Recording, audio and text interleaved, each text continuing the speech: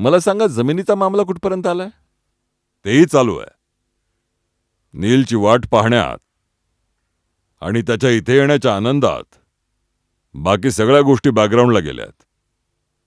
बेदी साहेब, मी कुठल्या शब्दात तुमचे आभार मानू? त्याला इथे पाठवून तुम्ही माझ्या मनावरचं खूप मोठं ओझं कमी केलंय. बेदी साहेब, आता तुम्ही लवकर या आणि लग्नाची बोलणी पक्की करा.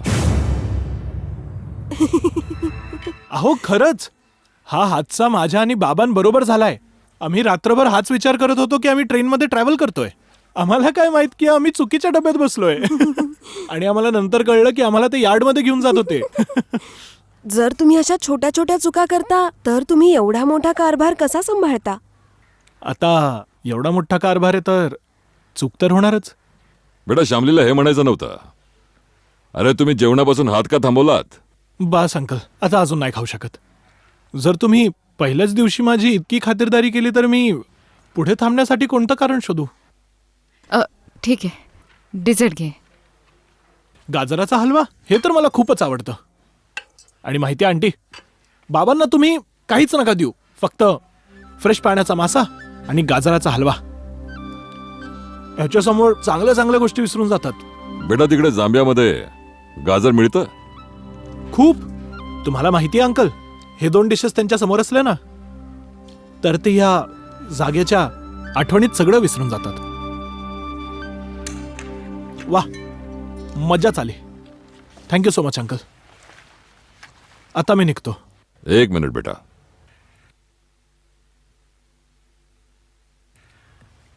बेटा, मोबाईल फोन तुझ्यासाठी आहे. तू इथे फिरायला आलेला आहेस. बेटा, डोंगराळ भाग असल्यामुळे इथे एसटीडी बूथ्स जरा कमी आहेत. तुझ्या कामी येईल, ठेवून घे. Thank you so much uncle. खरंच, जर हे तुम्ही नसतं दिलं तर मी कम्प्लिटली कट ऑफ झालो असतो. मी यावरून जांबियाला फोन करू शकतो? सगळ्या दुनियेत कुठेही लावू शकतोस.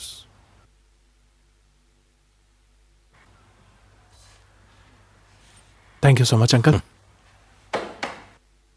Thank you very much. श्यामली, नीलच्या खोलीमध्ये जा आणि तिथे पहा की खाण्यापिण्याच्या गोष्टी आहेत का नाहीत. ते तर कालच फ्रीजमध्ये पॅक करून ठेवलं होतं बाबा. मी आजचं बोलतोय. अंकल, मी पाहून घेईन. अरे, येईल तुझ्यासोबत. जा. या ना. ओके. या आतमध्ये या. ए काय करतेस तू? हे बघ, या फोनची आयडिया माझी आहे, त्यामुळे यावरून सगळ्यात पहिला फोन करण्याचा हक्क माझा आहे. अगं, तू तर खूप डेंजर मुलगी आहेस.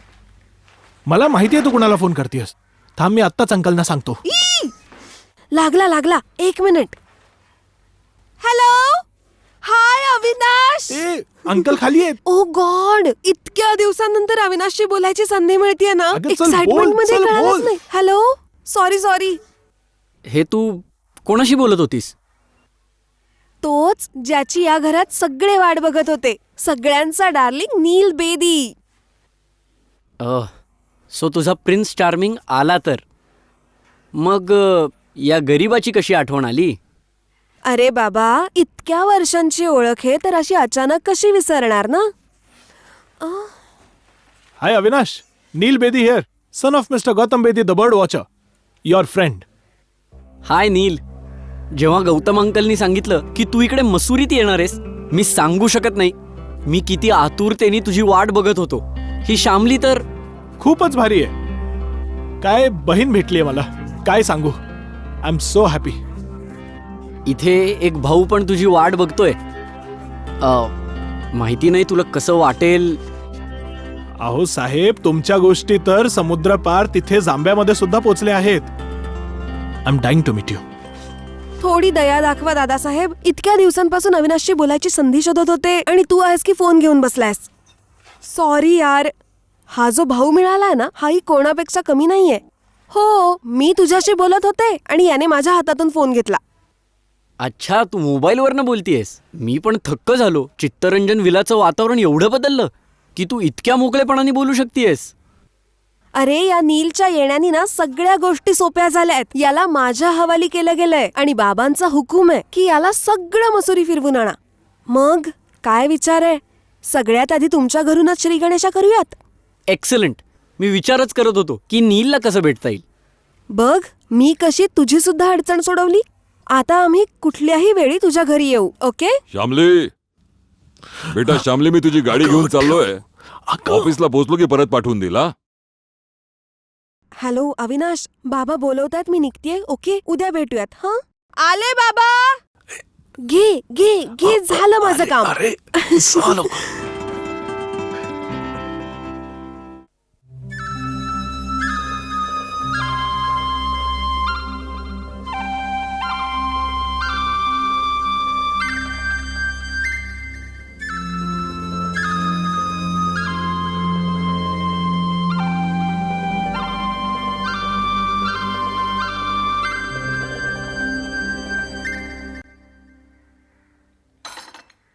अजून बनवू? नको.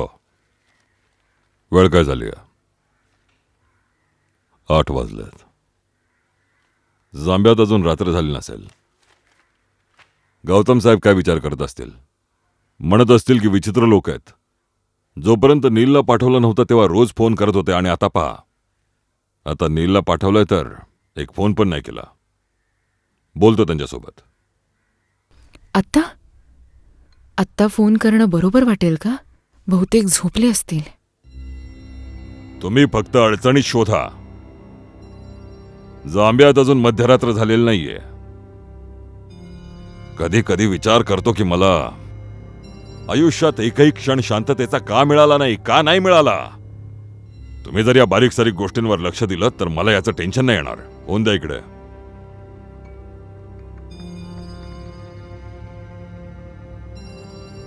कुठे चाललात तुम्ही? बसा बसा. तुम्हाला तर वाईट वाटलं याचं. मला माहितीये की तुम्ही नीलची काळजी माझ्यापेक्षा जास्त घेत आहात. तुम्ही सुद्धा त्यांच्याशी बोलून घ्या. बसा.